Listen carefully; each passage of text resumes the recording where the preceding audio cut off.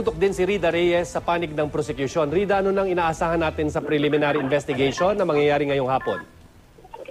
Yes, Tino, sa mga oras na ito ay formal na nagsisimula itong preliminary investigation dito mismo sa loob ng City Prosecutor's Office sa Hall of Justice.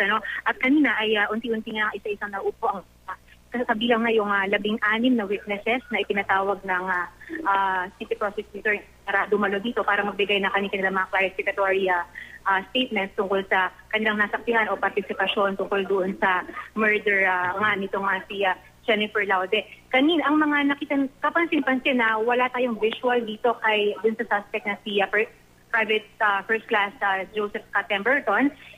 Instead, meron siya mga kasamang tatlong Amerikano na we understand galing sa US Embassy at ang mga kinatawan niya, may dalawang lawyer na Pilipino rito na ang assumption natin sila ay ang kakatawan para kay Pemberton. Bukod dyan, nandito na rin yung pinaka-main witness ng kasong ito na si Barbie. Nandun siya nakaupo sa side ng mga Laude, pero meron siyang katabi niya bale. Silang tatlong main witnesses nitong kasong ito ay dun sa side nakaupo at naghihintay na lamang ng konting instructions. Sa mga oras na ito ay wala pa tayo naririnig na mga instructions mula mismo sa panig ng mga prosecutor na mag-preside nitong PI.